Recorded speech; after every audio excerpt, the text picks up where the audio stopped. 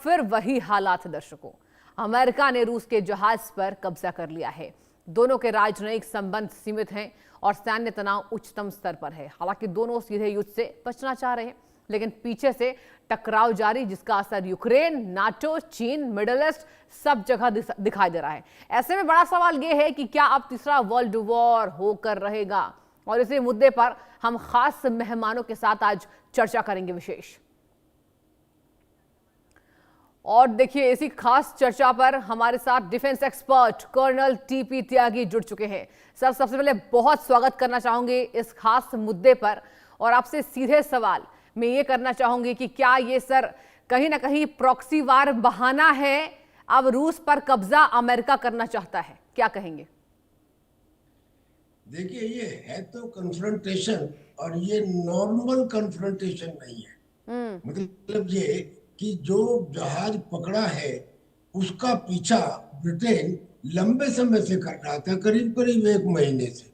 Britain की royal air force भी, और उनका एक वारशिप भी, और अमेरिका भी। और ये इस जहाज को पकड़ा गया अटलांटिक से जी। ये जहाज का पहले नाम था बेला वन। अब उसके बाद में इसका नाम उन्होंने कर दिया मैरी रेरा। कुल मिला के बात यह है कि इस जहाज में तेल नहीं था। इस जहाज के ऊपर ही इतना क्यों इंटरेस्ट था अमेरिका को और ब्रिटेन को? कारण यह है कि वो ये सस्पेक्ट कर रहे थे कि इस जहाज के हल में वेपन्स छुपा के रखे गए हैं, और ये वेपन्स या तो ईरान के लिए है या वेनेजुला के लिए है, और ये उसी एरिया के अंदर ऑपरेट कर रहा था। अब जब उन्होंने इसको सीज किया, तो सीज करने के बाद रशिया का एकदम तुरंत जवाब आया। पहली बात तो ये कि रशिया की जो सबमरीन थी और जो रशिया के वारशिप थे, उन्होंने भी रश किया। वो इसको रोकना चाहते थे, रोक नहीं पाए डिस्टेंस की वजह से या किसी और वजह से। लेकिन रशिया के ये सबमरीन और वारशिप वहां पर तैनात थे। लेकिन रशिया ने ये कहा कि ये जो है ये इंटरनेशनल मैरीन लॉ का उल्लंघन है। उन्होंने एग्जाम्पल दिया। उन्होंने कहा इसलिए क्योंकि ये जहाज जहां से पकड़ा गया है वो किसी देश के टेरिटोरियल वाटर्स में नहीं आता। वो किसी देश के ईईजेड यानी कि एक्सक्लूसिव इकोनॉमिक जोन में नहीं आता। ये इंटरनेशनल वाटर्स है। वहां से इसका पकड़ना एक इंटरनेशनल मैरीन लॉ के खिलाफ है। तो रशिया ने इसका कड़ा विरोध किया है। अब स्थिति यह है कि रशिया और अमेरिका का कन्फ्रंटेशन तो उसी रोज से चल रहा है जिस रोज से उसने फरवरी 2022 में अटैक किया था, स्पेशल मिलिट्री ऑपरेशन चलाए थे यूक्रेन में। उसके साथ ही G7 कंट्रीज ने और यूरोपियन कंट्रीज ने रशिया के वारशिप, रशिया के शिप के ऊपर, टैंकर्स के ऊपर सैंक्शंस लगा दिए थे। जब रशिया के टैंकर्स पे सैंक्शन लगा दिए गए तो फिर रशिया ने वो जो पुराने टाइम सोवियत यूनियन के पुराने जहाज थे, टैंकर्स थे, जो पुराने टैंकर्स थे उनकी उम्र एवरेज होती है करीब 18 साल।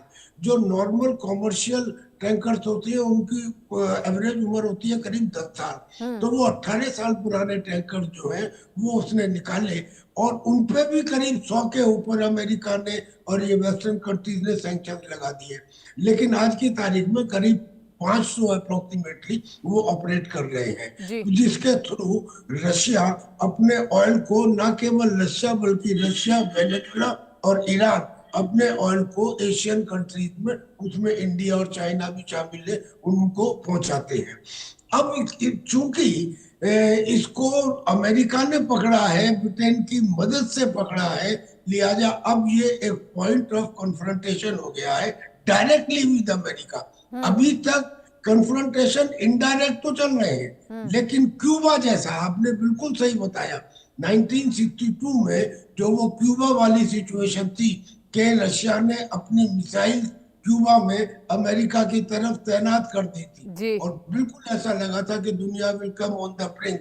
लेकिन वो बाद में आपस में निक्सन उनके साथ बात करके दोनों प्रेसिडेंट ने उसको रिकॉल कर लिया कि इस वक्त इस वक्त ये वाकई एक बहुत ही फ्रेजाइल पॉइंट है जिसके ऊपर दो सुपर पावर टकरा सकती हैं।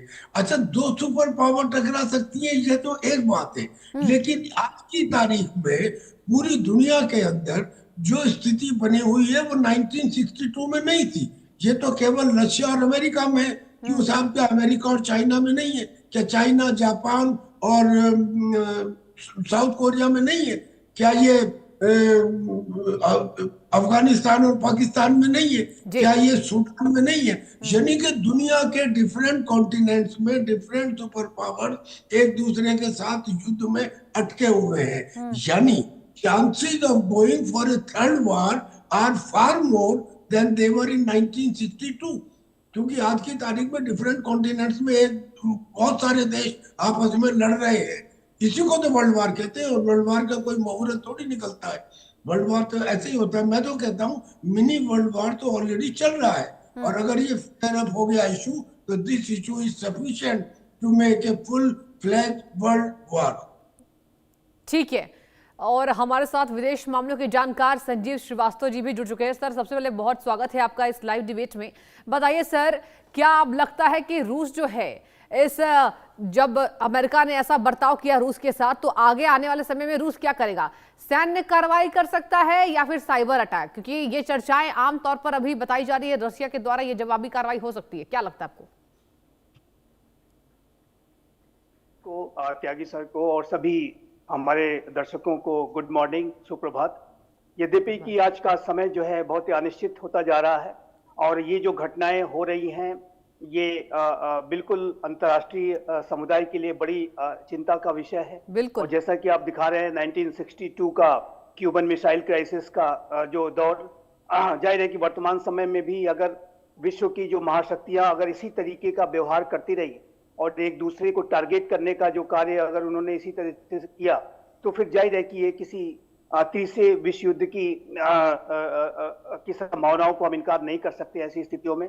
लेकिन मेरा ऐसा मानना है कि जो 1945 में जब दूसरा विश्व युद्ध समाप्त हुआ था और अभी जब हम 2025 में रह रहे हैं, तो दोनों में अंतर यह है कि उस समय सिर्फ यूनाइटेड स्टेट्स ऑफ अमेरिका के पास ही न्यूक्लियर वेपन्स थे, और लेकिन आज सभी महाशक्तियों के पास न सिर्फ वो वेपन्स मौजूद है बल्कि उसके डिलीवरी का सिस्टम, स्ट्राइड का जो सिस्टम है वो मौजूद है, और दुनिया को मल्टीपल टाइम्स तबाह बर्बाद करने के लिए परमाणु हथियारों का जखीरा बड़ी मात्रा में मौजूद है। तो ऐसे में जो ये शक्तियां हैं वो जरूर एक दूसरे के खिलाफ कोई ऐसा बड़ा कदम उठाने से पहले 1000 बार सोचेंगी, और मेरा ऐसा मानना है कि ऐसे कोई कदम वो नहीं उठाएंगी कि जिसमें उनका भी विनाश सुनिश्चित हो।